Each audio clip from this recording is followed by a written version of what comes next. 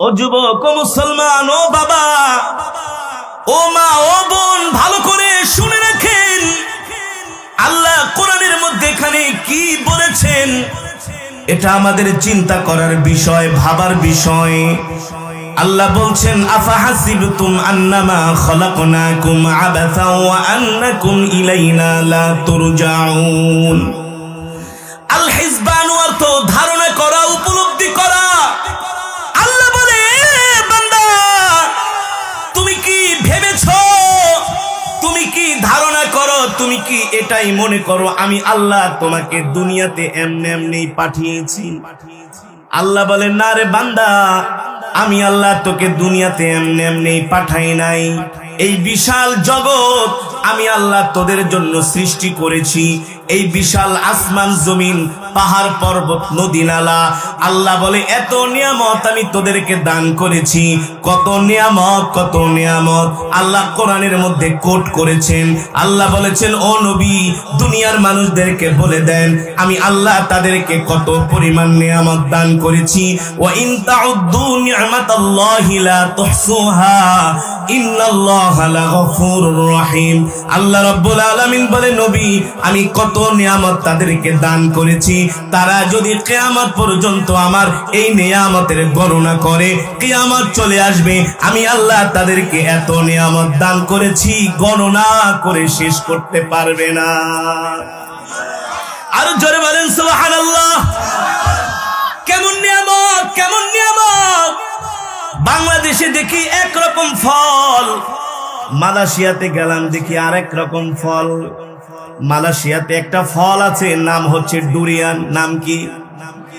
ফলের উপরে এত বড় বড় কাঁটা, আপনি চাইলে ফলটা ধরতে পারবেন না। ফলটা আপনি যদি হাত দিয়া ধরতে যান, কাঁটাগুলো আপনার হাতের ভিতরে বসে যাবে। এমন উপরে কাঁটা, কিন্তু ভিতরে আল্লাহ এমন সুস্বাদু ঘ্রাণ, কাঁঠালের মতো বিচি। এই ফলের মধ্যে আল্লাহ এত ঘ্রাণ দান করেছেন, এত শক্তি দান করেছেন। একটা ডুরিয়ান ফলের দাম বাংলাদেশের 2,5-3 হাজার টাকা। 2-3 কোষ খাওয়ার পরে সাথে সাথে আপনার শরীরে ঘাম চলে আসবে। এত শক্তি, এত ভিটামিন, এত প্রোটিন, এত ঘ্রাণ। শুধু এই ডুরিয়ান ফল না, কত প্রজাতির ফল মালয়েশিয়াতে দেখলাম, মিশরে গেলাম, এমন ফল জীবনেও দেখি নাই। আমার চোখ দিয়ে পানি চলে আসলো। বাগানে গেলাম, এমন ফল বাংলাদেশে দেখি নাই। আল্লাহ কত হাজার রকমের ফল দুনিয়াতে পাঠাইছেন আমাদের জন্য নিয়ামত স্বরূপ। আল্লাহ বলছে, বান্দা, এত নিয়ামত দান করেছি, কিয়ামত পর্যন্ত এই নিয়ামত তোরা গণনা করে শেষ করতে পারবি না। আল্লাহু আকবার। আল্লাহ বলে, কেমন নিয়ামত! আলাম নাজালিল আরদা বিহাদা, এই জমিনকে আমি আল্লাহ তোদের জন্য বিছানা স্বরূপ বানাইছি। আল্লাহু আকবার। আল্লাহ বলে, বান্দা, এই জমিনের মাটি যদি আমি আল্লাহ বিছানা স্বরূপ না বানাইতাম, পাহাড়ের মতো উঁচা নিচা বানাইতাম, এই জমিনে বসতে পারতাম? আল্লাহ বলে, এই জমিনের মাটি যদি আমি একটু নরম করতাম, তাহলে বসতে পারতাম না, ভিজে যেত। আর যদি শক্ত করতাম, পাথরের মতো চাষাবাদ করতে পারতাম না। আল্লাহ বলে, বান্দা, তোদের উপযোগী করে, যেভাবে তোদের দরকার প্রয়োজন, এভাবে করে আমি আল্লাহ জমিনকে তোদের জন্য বিছানা স্বরূপ বানাইছি। আল্লাহু আকবার। আল্লাহ বলে, বান্দা রে, এখানে কি আমার নিয়ামত শেষ? আল্লাহ বলে, না না না, শেষ না।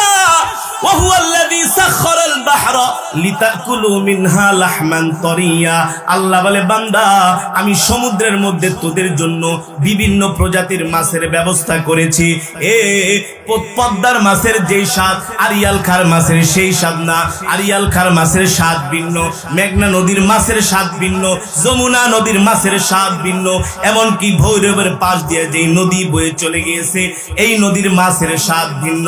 আল্লাহ বলে, শুধু নদীর মাছের স্বাদ ভিন্ন না, সমুদ্রের মাছেরও স্বাদ ভিন্ন।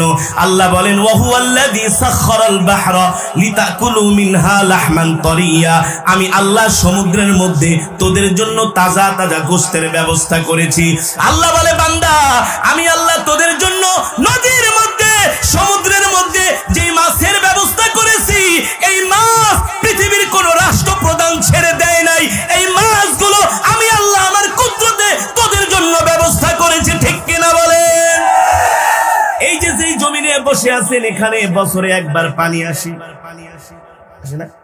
পানির সাথে মাছ আছে, কত মাছ, কই মাছ, শিং মাছ, ট্যাংরা মাছ, পুঁটি মাছ। এই মাছগুলাকে ছাইরা দিছেন নাকি? পোনা ছাড়ছিলেন? কোথা থেকে আসলো? জোরে বলেন। আল্লাহ বলে এই রিজিক আমি তোমাদেরকে দিয়েছি বান্দা, মনে কইরো না এই রিজিক তোমরা বানাইছো। বানিয়েছেন কে? ওয়ামা মিন দাব্বাতিন ফিল আরদি ইল্লা আলাল্লাহি রিজকুহা। আল্লাহ বলে এই পৃথিবীর জমিনে যত প্রাণী আছে সকলের রিজিকের দায়িত্ব আমি আল্লাহ নিজে গ্রহণ করেছি। আল্লাহ বলে বান্দারে এত নিয়ামত, এত রিজিক আমি আল্লাহ তোমাদেরকে দিয়েছি, নিশ্চয় এর পিছনে অনেক বড় কারণ রয়েছে। আল্লাহ বলে কি কারণ? কি কারণ? তোরা আমার নিয়ামত খাবি আর আমার গোলামি করবি, আমার নিয়ামত খাবি আর আমাকে সিজদা দিবি, আমার নিয়ামত খাবি আর আমার জিকির করবি। সাবধান সাবধান বান্দা, আমার নিয়ামত খায়া যদি আমার সাথে নাফরমানি করস আমি আল্লাহ কিন্তু তোদেরকে ছাড়বো না। আল্লাহ বলে আমি ছাড়বো না। দুনিয়াতে কিছুক্ষণ সময়ের জন্য তোদেরকে পাঠাইছি, এতটুকুন হায়াতের জিন্দেগি পায়া যদি আমার গোলামি না করস, যৌবন বয়সের ইবাদত আল্লাহর কাছে সবচেয়ে বেশি। সুবহানাল্লাহ বলেন। আপনারা জানেন নারকেল গাছে কি হয়? হ্যাঁ, কি হয়? ডাব হয়। ওই ডাব থেকে আবার হয় না? এখন আপনি কটিয়াতি বাজারে যান, ডাবালাকে যে জিজ্ঞেস করেন এটা বলা একটা ডাব দাও, কয় টাকা দাম? বলবে ভাই 100 টাকা। কত টাকা? ঢাকার শহরে এখন 100 টাকাও ডাব পাওয়া যায় না, 150 টাকা একটা ডাব চাই। একটা ডাবের দাম 100 টাকা, 150 টাকা। আর একটা নারকেল কিনতে যান কত লাগবে? ছোট বলো না, কত জোড়া? জোড়া ও শোনার চেষ্টা করেন না। নারিকেল জোড়া কত? 50, 60, 100। আর দুইটা ডাব কিনতে যান লাগবে 300, 250, 200। কিন্তু আপনি নারকেলের দামে কখনো ডাব পাবেন না। পাবেন? কেন পাবেন না? ডাব থেকেই তো নারকেল হয়েছে, দাম তো হওয়ার কথা ছিল একই। ডাব থেকেই তো নারকেল হয়েছে, অথচ নারকেল আর ডাব একই। ওই ডিম আর ডিম পোস্ট, ডিম মামলেট আর ডিম ভাজা সব একই, ডিম থেকে আসছে, আন্ডা থেকে। এক লোক মনে করেন কটিয়াদি থেকে ডিম ভাজা দিয়া ভাত খায়, আন্ডা ভাজা দিয়া ভাত খেয়ে গেছি, গুলিস্তান যায়, কয় ভাই একটা আন্ডা দেন। আমি আন্ডা তো নাই, ডিম। কয় খাইয়া আসলাম আন্ডা, এখন বলতেছো ডিম। ঠিক আছে, কয় ভাই ডিম কি ভাজা খাবা না মামলেট? কয় মামলেট। ভাজা? কয় ভাজা তো হয় না, মামলেট। কয় কি খাইলাম ভাজা, এখন কয় মামলেট। মানে ওই ডিমে আন্ডা, আন্ডাই ডিম, মামলেট এই ভাজা, ভাজাই মামলেট, একই। পুরাটা কি মিলাই জিলায় একই।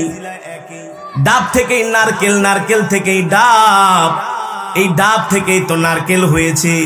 তাহলে একটা নারকেলের দাম যদি হয় 30 টাকা, 40 টাকা, আর একটা ডাবের দাম যদি হয় 100 টাকা, নিশ্চয়ই এর মধ্যে কারণ আছে। আছে কি আছে না? এর কারণ হলো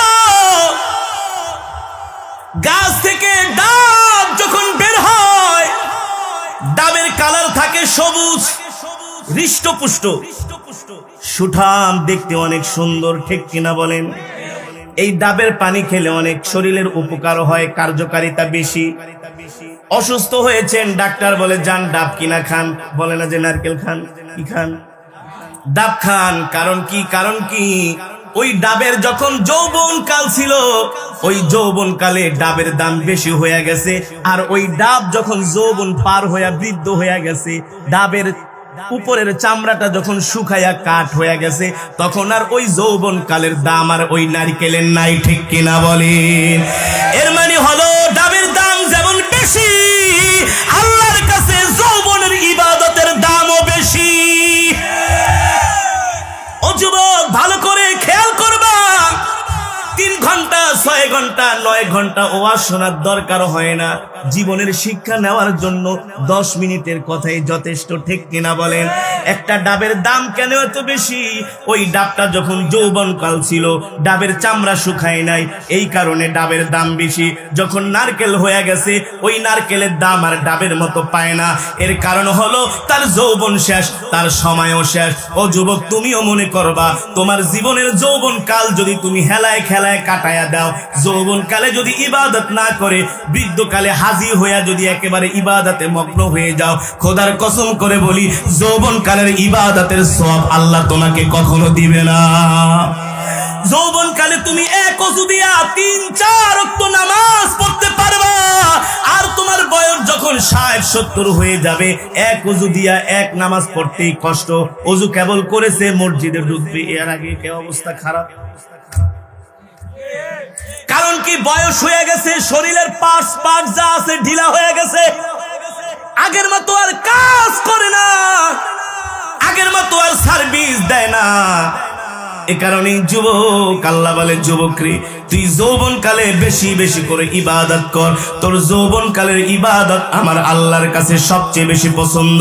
আল্লাহ বলে, এ যুবক, যৌবন কালে যদি ইবাদত না করো, আমার গোলামি যদি না করো, তোমার যৌবনটা যদি হেলায় খেলায় কাটায় দাও, তোমার যৌবনটা যদি গুনার কাজ করে কাটায় দাও, তোমার যৌবনটা যদি সিনেমা দেখা, ক্রিকেট খেলা, ফুটবল খেলা দেখা, মদ খেয়ে, গাঁজা খেয়ে, ইয়াবা খেয়ে, ফেন্সিডিল খেয়ে যদি তুমি তোমার মূল্যবান যৌবনের সময় নষ্ট করো, আল্লাহ বলে প্রতিটা সেকেন্ডের হিসাব না দিয়া হাসরের মাঠে এক কদম সামনে আগাইতে পারবে না।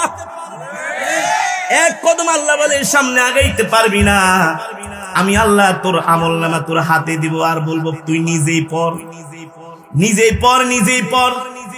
যখন আল্লাহ আমলনামা হাতে দিবে, আর আফসোস করবে, ইয়া লাইতানি মালি হাদাল কিতাব, এটা আবার কেমন আমলনামা?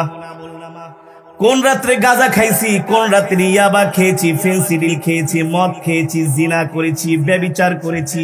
ইয়া লাইতানা মালি হাদাল কিতাব, আল্লাহ এটা তুমি কেমন আমলনামা ধরায় দিলা? আমি তো 5 স্টার হোটেলে লাইট বন্ধ করে গুনার কাজ করেছি, পৃথিবীর কোনো মানুষ দেখে নাই। আল্লাহ বলে, পৃথিবীর কোনো মানুষ না দেখলে কি হবে? আমি তোর 2 কান্দে 2টা ফেরেশতা দিয়েছি, কিরামান কাতিবিনা ইয়ালামুনা মা তাফআলুন, 24 ঘন্টা তোকে পর্যবেক্ষণ করেছে, ঠিক কিনা বলেন? ঢাকার শহরে এখন বর্তমানে কিছু ট্রাফিক পুলিশ আছে, তাদের ড্রেসের মধ্যে সরকার একটা ভিডিও ক্যামেরা লাগাই দিয়েছে। কি ক্যামেরা? ভিডিও ক্যামেরা লাগাই দিয়েছে। মানুষ জানে না, যখন রং সাইড দিয়া গাড়ি চালায় অথবা কোনো ভুল করে, কোনো অন্যায় করে, সাথে সাথে ভিডিও ক্যামেরায় ভিডিও হয়ে যায়, ডাক দেয়, এদিকে আসো, তুমি রং সাইড কেন মারলা? বলে, স্যার আমি মারি নাই, আমি রাইট সাইড দিয়ে আসছি। সে মনে করেছে আসলে ট্রাফিক দেখে নাই, কিন্তু ট্রাফিক না দেখলে কি হবে? তার শরীরের মধ্যে যে ক্যামেরা ফিট করা, এই ক্যামেরায় কিন্তু ঠিকই ভিডিও হয়ে গেছে। এবার ডাক দেখে, এই যে দেখো, তুমি কয়টার সময় কোন রং সাইড মারছো, কি অন্যায় করছো না করছো, সব ভিডিও আছে। এখন আর কিছু বলার আছে? লাস্টে কয়, স্যার, কি কয়, কি বলে, স্যার মাফ করে দাও। না, মাফ করা যাবে না, মামলা একটা নিয়ে যাও। ঠিক ভালো করে মিলাইলে এটাই বোঝা যায়, দুনিয়াতে অন্যায় করার পরে যদি ট্রাফিক সার্জেন্ট না মেনে যদি মামলা দিয়া দেয়, হাসরের ময়দানে আল্লাহ যখন আমাদেরকে জিজ্ঞেস করবে, এদিকে আসো, তুমি তোমার আমলনামা পড়ো, ইয়া লাইতানা মালি হাদাল কিতাব লা ইউগাদিরু সগীরাতান ওয়ালা কাবীরাতান ইল্লা আহসাহা ওয়া ওয়াজাদু মা আমিলু হাদিরা ওয়ালা ইয়াজলিমু রাব্বুকা আহাদা। আল্লাহ বলে, বান্দারে, তোমার আমলনামা তুমি নিজেই পড়ো, তোমার আমলনামা তুমি নিজেই পড়ার জন্য যথেষ্ট। বান্দা যখন তার আমলনামা পড়বে, আমলনামার ভিতরে দেখবে সে জিনা করেছে, ব্যভিচার করেছে, মানুষের সম্পদ লুণ্ঠন করেছে, মানুষের উপর অত্যাচার করেছে, মানুষের উপর নির্যাতন করেছে, মানুষের উপর জুলুম করেছে, মিথ্যা বিচার কইরা ঘুষ খেয়েছে, 500 টাকার জন্য সমাজে বিচার করতে যায়া সত্যটাকে মিথ্যায় পরিণত করছে, মিথ্যাকে সত্য পরিণত করছে মাত্র 500-1000 টাকার জন্য। গ্রামে এমন বিচারক আছে কি আছে না? আছে না? 500 টাকা দিলে রায় পাল্টায় দেয়। চাচা আপনার 1000 টাকা দিলাম, আপনি তো বিচারটা করবেন। যা, চিন্তা করিস না। দেখবে আমলনামার ভিতরে লেখা আছে, হায়রে 500 টাকার জন্য আমি একজন নির্দোষ মানুষকে দোষী সাব্যস্ত করেছি। মানুষের কাছে তাকে জুলুম, মানুষের সামনে তাকে